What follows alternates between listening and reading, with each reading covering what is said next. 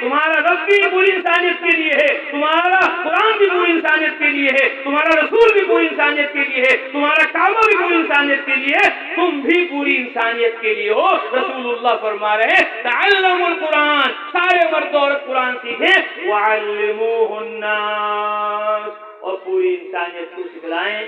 اللہ ہمیں تمہیں سب کو معاف فرمائے۔ ہمیں ذمہ داری دی گئی تھی سارے عالم میں بسنے والے انسانوں کو قرآن سکھانے کی، سمجھانے اور بتلانے کی، لیکن ہم ہی قرآن سیکھنے سے اور قرآن پڑھنے سے اور قرآن سمجھنے سے اور قرآن پر عمل کرنے سے دور ہو گئے۔ ہر ایک اپنے گریبان میں جھانک کر دیکھے کہ میں نے کتنا قرآن پڑھا ہے، میری بیوی نے کتنا قرآن پڑھا ہے، میری بہنوں نے، میرے بھائیوں نے، میرے رشتہ داروں نے، میرے محلے پڑوس والوں نے کتنا قرآن سیکھا ہے، کتنا قرآن پڑھا ہے۔ قرآن سے، اللہ کی کتاب سے ہم مسلمانوں کا کتنا تعلق ہے، ہر ایک دیکھ سکتا ہے۔ اس لیے آج اس جلسے میں، اس بیان و تقریر میں ہم سب پکی سچی توبہ کریں، اے اللہ ہمارے جرم عظیم کو معاف فرما کہ ہم نے تیری کتاب کو پڑھا نہیں، ہم نے تیری کتاب کو سمجھا نہیں، ہم نے تیری کتاب پر عمل کیا نہیں، ہم نے تیری کتاب کو پوری انسانیت کو سمجھایا نہیں۔ تعلموا القرآن، فرمایا سب سیکھو، وعلموہ الناس، اور سب کو سکھاؤ۔ اور بس الفاظ سیکھ لیے اور سکھا دیے کام پورا ہو گیا؟ نہیں۔ حضرت محمد صلی اللہ علیہ وسلم فرماتے ہیں تعلموا العلم، او مردوں عورتوں، جلسے میں آنے والوں اور نہ آنے والوں، پوری دنیا کے مسلمانوں، تعلموا العلم، سب علم سیکھو، یعنی قرآن مقدس کا مطلب سیکھو۔ سورہ فاتحہ کا مطلب کیا ہے، سورہ بقرہ کا مطلب کیا ہے، سورہ آل عمران کا مطلب کیا ہے، سورہ یاسین کا، سورہ واقعہ کا، سورہ ملک کا، سورہ الف لام میم سجدہ کا، سورہ فلق کا، سورہ ناس کا، سورہ اخلاص کا کیا مطلب ہے، کیا ترجمہ ہے، اللہ تعالیٰ کا کیا مطالبہ ہے تم سے ان صورتوں میں؟ انا انزلناہ قرآنا عربیا لعلکم تعقلون، قرآن کو ہم نے سمجھنے کے لیے نازل کیا ہے، جس کو سمجھو، اس کے معنی اور مطلب کا علم حاصل کرو۔ تعلموا العلم، حرام حلال کو جانو، جائز ناجائز کو جانو، خدا کی حدود کا علم حاصل کرو۔ علم حاصل کر لیا، معنی مطلب سمجھ گئے، کام پورا ہو گیا؟ فرمایا نہیں، وعلموہ الناس، اب قرآن کا معنی اور مطلب پوری انسانیت کو سکھاؤ۔ تو یہ علم الہی، علم نبوت ایک بڑا فریضہ ہے جس سے آج امت کا بڑا طبقہ غفلت میں ہے۔ اس لیے آج یہاں بیٹھے ہوئے سارے بوڑھے، سارے جوان، ساری مائیں بہنیں، سارے مرد و عورت پکی سچی نیت ارادہ کریں کہ انشاءاللہ ہم سب قرآن پڑھیں گے، ہم سب قرآن سیکھیں گے، ہم سب قرآن پر عمل کریں گے۔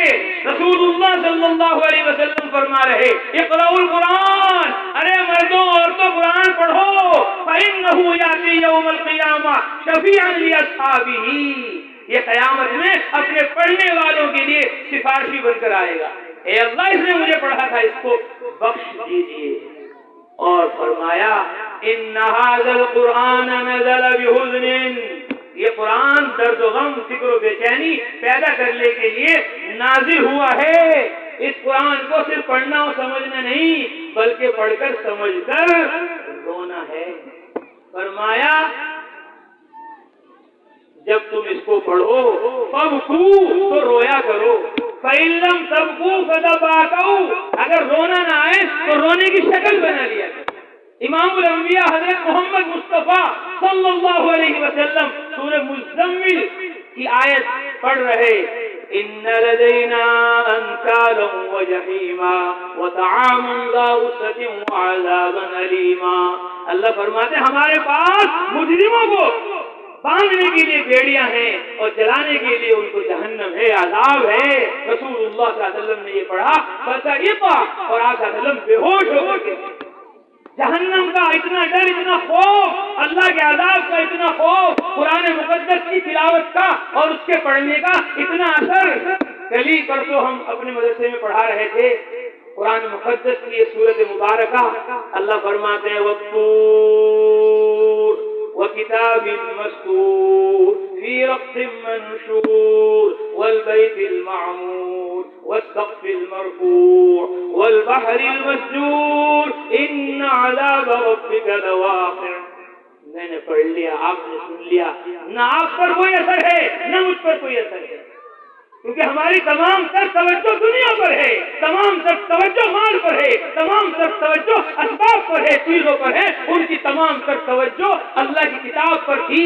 حضرت عمر فاروق رضی اللہ تعالیٰ عنہ نے پڑھا والطور، قسم ہے طور کی، وہ کتاب مستور، قسم ہے لکھی ہوئی کتاب کی، فی رقم منشور، کھلے ہوئے ورق میں.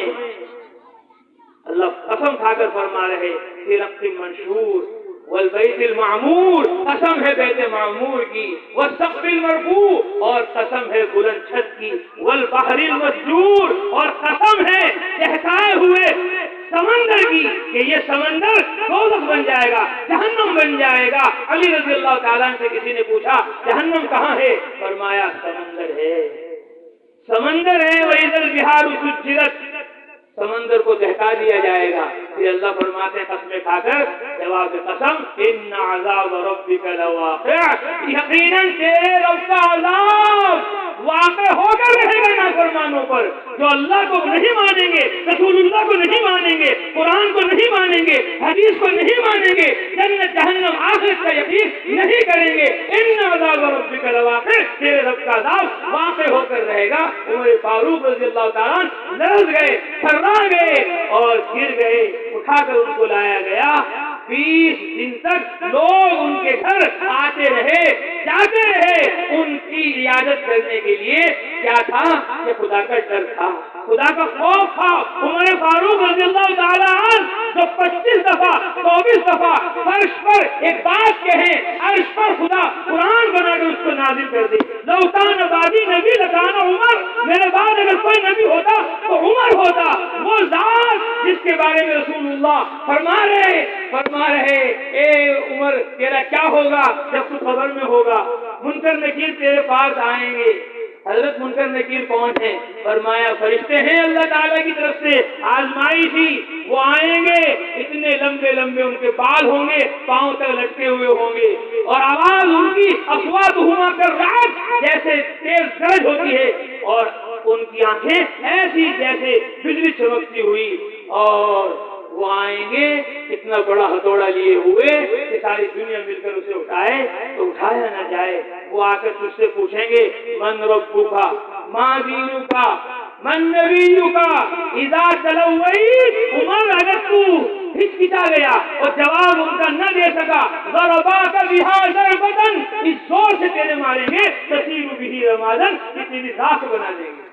وہ تو عمر فاروق تھے، وہ ہمارے تمہارے جیسے نہیں تھے. انہوں نے کہا اللہ کے رسول جیسی میری ایمانی طاقت یہاں ہے، جیسی میری اعمال کی کیفیت یہاں ہے، ایسی وہاں بھی ہوگی قبر میں. فرمایا ہاں، جیسی زندگی گزارو گے ایسی موت آئے گی، جیسی موت آئے گی ایسا حشر ہوگا.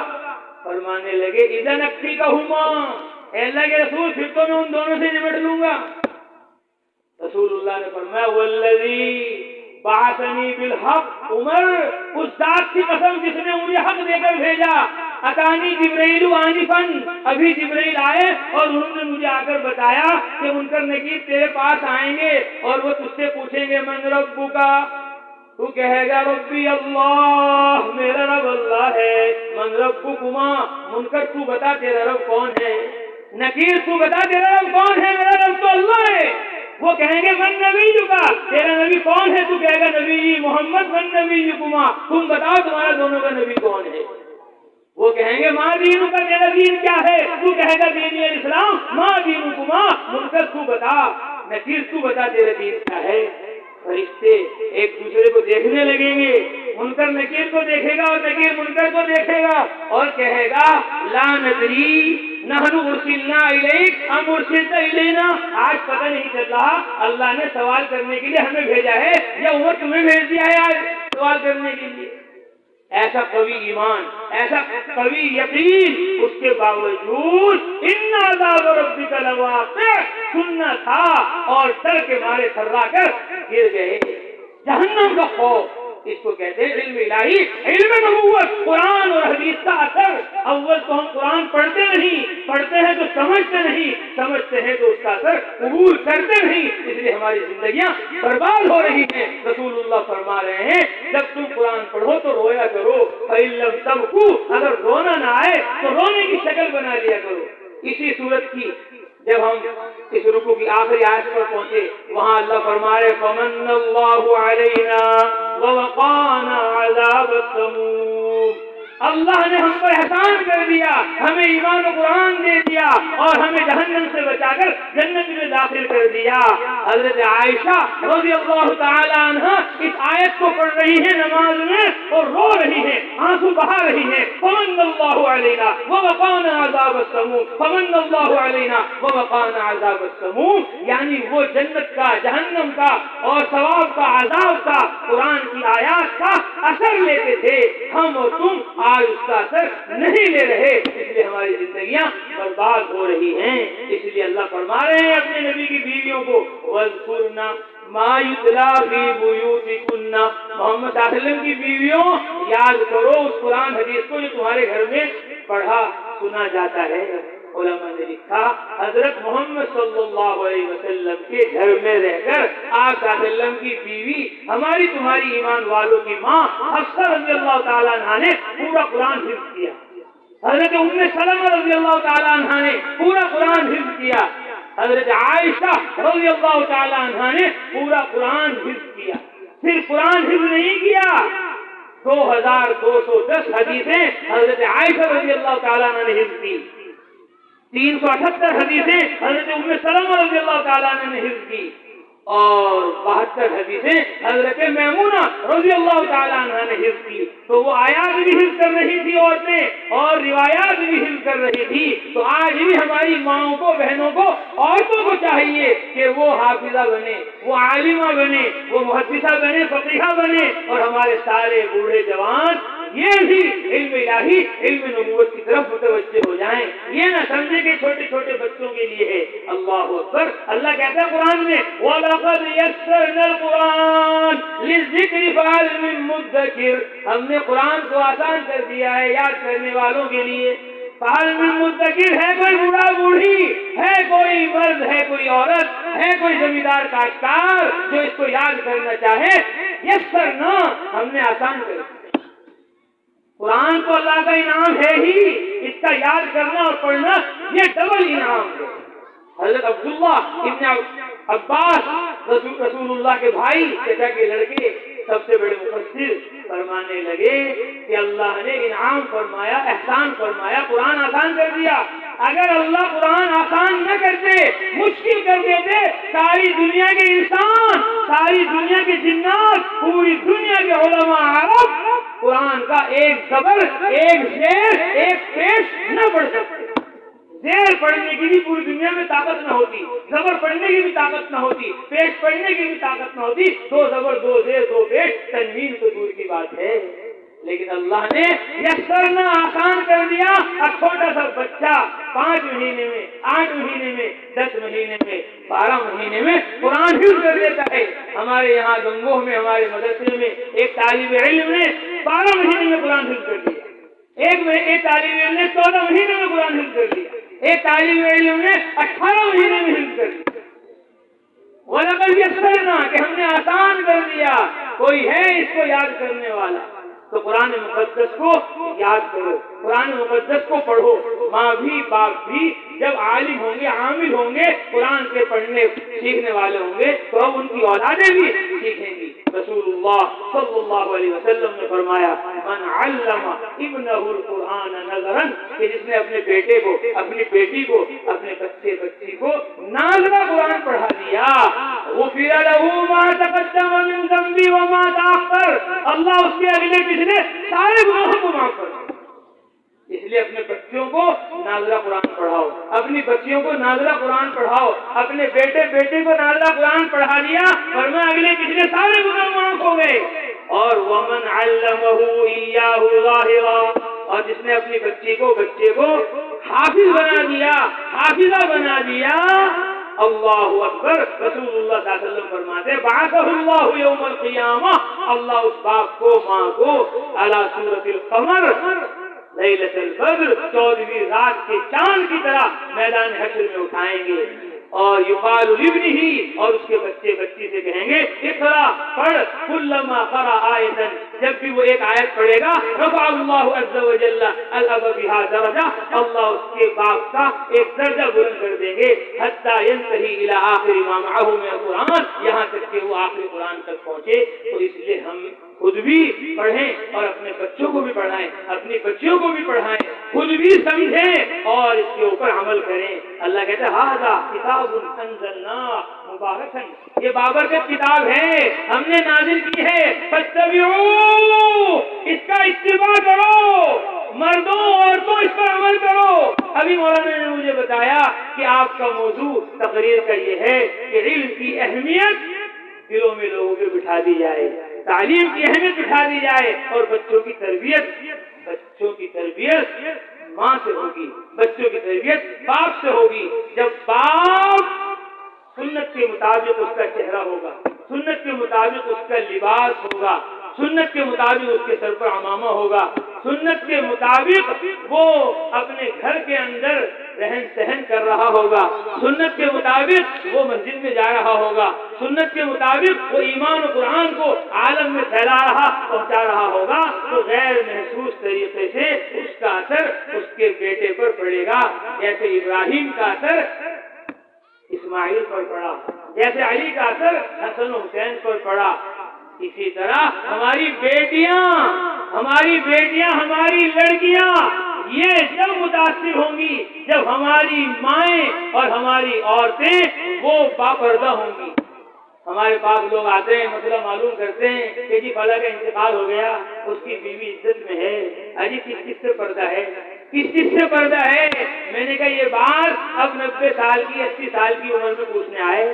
ارے جب تمہاری بچی تھی 7 سال کی 6 سال کی تب آتے آ کر پوچھتے ہی ہمارے یہاں لڑکی ہے، اجی ہمارے یہاں بچی ہے، کس چیز سے پردہ ہے. یاد رکھو جس طرح نماز فرض ہے، روزہ فرض ہے، حج زکات فرض ہے، اسی طرح پردہ فرض ہے. یا ایھا النبی قل لازواجک وبناتک ونساء المؤمنین یدنین علیہن من جلابیبہن، اے نبی قل لازواجک، کہہ دو اپنی بیویوں کو، وبناتک کہہ دو اپنی بیٹیوں کو، ونساء المؤمنین کہہ دو ایمان والوں کی عورتوں کو، یدنین علیہن من جلابیبہن کہ وہ پردہ کریں. پردہ فرض ہے. بچپن سے ہی بچے کے سر پر ٹوپی رکھو، بچپن سے ہی بچے کو کرتا پہناؤ، پاجامہ پہناؤ، بچپن سے ہی بچی کے سر پر دوپٹہ رکھو، بچپن سے ہی بچی کو ایسے کپڑے پہناؤ جس سے اس کے بازو نہ کھلیں، جس سے اس کی پنڈلیاں نہ کھلیں. بچپن سے ہی اس کو بتا دو تیرے سر پر دوپٹہ رکھنا ہے، تیرا جسم کا کوئی حصہ ظاہر نہیں ہونا، یہ حرام ہے. بچپن سے ہی بچی جب باپردہ ہوگی، بچپن سے ہی جب بچہ سنت کے مطابق لباس پہنے گا، اگر تم نے شروع ہی میں اس کو یہود کے لباس پہنا دیا، نصارہ کے لباس پہنا دیا، غیر مسلموں کا لباس پہنا دیا، تو اس کا اثر آئے بغیر رہے گا نہیں. اس لیے اسلامی لباس بچپن سے ہی پہنانا چاہیے. بچے ہیں، بڑے ہو جائیں گے صحیح ہو جائیں گے نہیں، یہ بچے ہیں اچھے ہیں، ابھی تمہاری بات تسلیم کر لیں گے، مان لیں گے، بعد میں بڑے ہو جائیں گے، برے ہو جائیں گے، پھر تمہارے قابو میں نہیں رہیں گے. العلم فی الصغر کالنقش علی الحجر، بچپن میں علم کا سکھا دینا، تربیت کا کر دینا، سنت و شریعت کے مطابق بچوں کو ڈھال دینا ایسا ہے جیسے پتھر کے اوپر لکیر کھینچ دی گئی.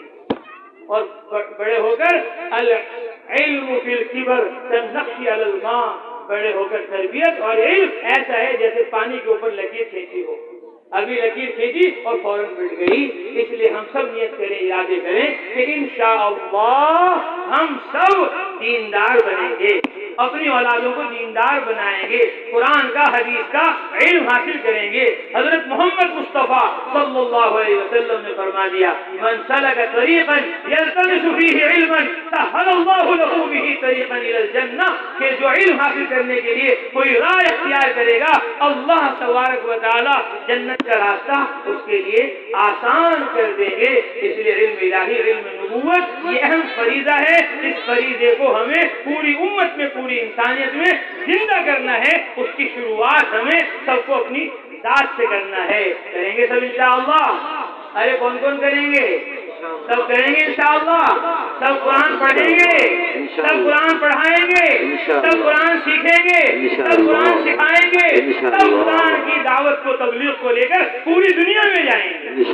آج ہم یہاں ہندوستان میں ہیں، آج ہم یہاں اس میدان میں ہیں، آج ہم قرآن کی، حدیث کی، سنت کی، شریعت کی بات سن رہے ہیں، یہ سب صحابہ کے مکہ چھوڑنے کی وجہ سے ہے، مدینہ چھوڑنے کی وجہ سے ہے۔ مہاجر انصار اگر مکہ ہی میں رہتے، مدینہ ہی میں رہتے اور قرآن کی تعلیم کے لیے اور قرآن کی تبلیغ کے لیے اور قرآن کو پھیلانے پہنچانے کے لیے مکہ نہ چھوڑتے، مدینہ نہ چھوڑتے، تو آج ہم کفر میں ہوتے، آج ہم شرک میں ہوتے، آج ہم جہالت میں ہوتے، آج ہم غفلت میں ہوتے۔ اللہ فرما رہے ان الذی فرض علیک القرآن لرادک الی معاد، وہ ذات اللہ کی جس نے آپ پر قرآن کی تبلیغ فرض کی، قرآن کی تعلیم فرض کی، قرآن کی تعمیر فرض کی، لرادک الی معاد، وہ آپ کو مکہ فاتحانہ شان کے ساتھ واپس لوٹائے گا۔ عبداللہ بن عباس فرماتے ہیں کچھ قرآن مکہ میں نازل ہوا اور کچھ قرآن مدینے میں نازل ہوا، ہم سب پڑھتے ہیں یہ سورت مکی ہے اور یہ سورت مدنی ہے۔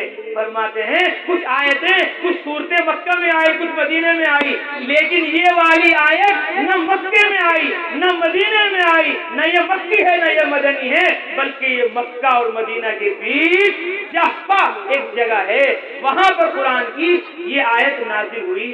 جب حضرت محمد صلی اللہ علیہ وسلم مکہ چھوڑ کر مدینہ جا رہے تھے، رسول اللہ صلی اللہ علیہ وسلم دیکھ رہے مکہ کی طرف، جبرائیل آئے کہنے لگے اتشتاق الی مکہ، کیا آپ کو مکے کا شوق ہے، مکہ کے چھٹ جانے کا آپ کو غم ہے؟ فرمایا ہاں، میں مکہ میں پیدا ہوا ہوں، میرے ابا مکہ میں پیدا ہوئے ہیں، مکہ کے چھٹنے کا مجھے غم کیوں نہ ہو؟ اللہ نے کہہ دیا ان الذی فرض علیک القرآن، وہ ذات اللہ کی جس نے آپ پر قرآن کی تبلیغ فرض کی، قرآن کی تعلیم فرض کی، قرآن کی تعمیر فرض کی، جن کے لیے آپ آج مکہ سے مدینہ جا رہے ہو، اللہ لرادک الی معاد، آپ کو مکہ میں فاتحانہ شان کے ساتھ واپس لوٹائے گا۔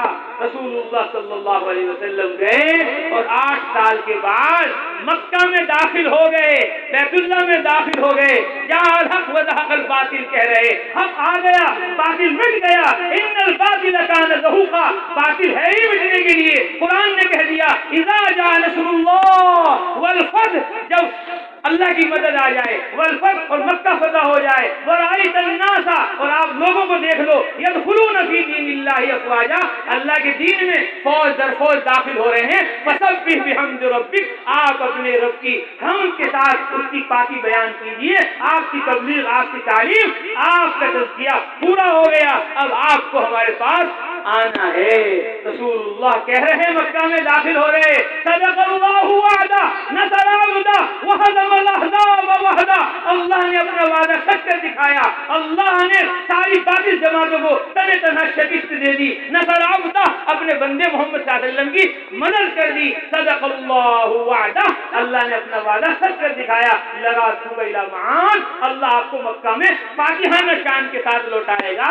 تو رسول اللہ نے قرآن کی تبلیغ کے لیے، قرآن کی تعلیم کے لیے، قرآن کی تعمیر کے لیے مکہ چھوڑا، مدینہ گئے، صحابہ نے مکہ چھوڑا، مدینہ چھوڑا، 25 صحابہ یہاں ہندوستان آئے، تب یہاں ایمان آیا، تب یہاں قرآن آیا، تب یہاں سنت آئی، تب یہاں شریعت آئی۔ 12 صحابہ عمر رضی اللہ تعالیٰ کے زمانے میں ہندوستان آئے، 5 صحابہ عثمان رضی اللہ تعالیٰ کے زمانے میں ہندوستان آئے، 3 صحابہ علی رضی اللہ تعالیٰ کے زمانے میں ہندوستان آئے، 4 صحابہ حضرت معاویہ رضی اللہ تعالیٰ کے زمانے میں ہندوستان آئے، 1 صحابی یزید بن معاویہ کے زمانے میں ہندوستان آئے، 25 صحابہ ہندوستان آئے، تب یہاں ایمان و قرآن آیا۔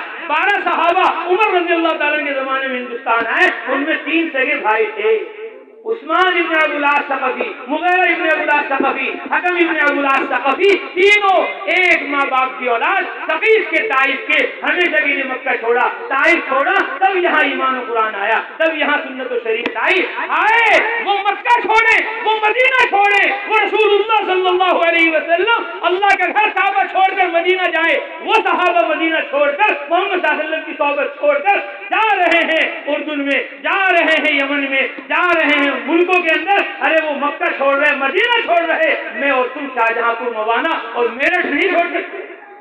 सब नियत करो, इरादे करो कि इंशाअल्लाह हम अपना घर वतन इल्म इलाही इल्म नबूवत को पूरी दुनिया में जिंदा करने के लिए नबियों सहाबा की तरह छोड़ेंगे इंशाअल्लाह। अरे छोड़ोगे?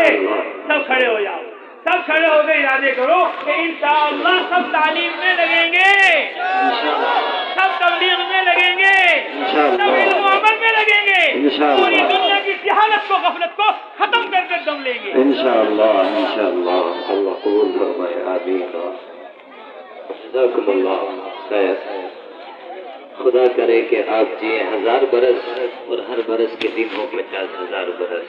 माशाअल्लाह ज़माना बड़े शौक से सुन रहा था, आप ही जल्दी दास्तान हकीकत करते हुए। अल्लाह ताला आपको जज़ाए खैर अता फरमाए और हमारी जो आपने हमारे लिए दुआएं की हैं अल्लाह उनको कबूल फरमाए। अब आप जिस तरह संजीदगी के साथ बैठे हैं, हज़रत ने माशा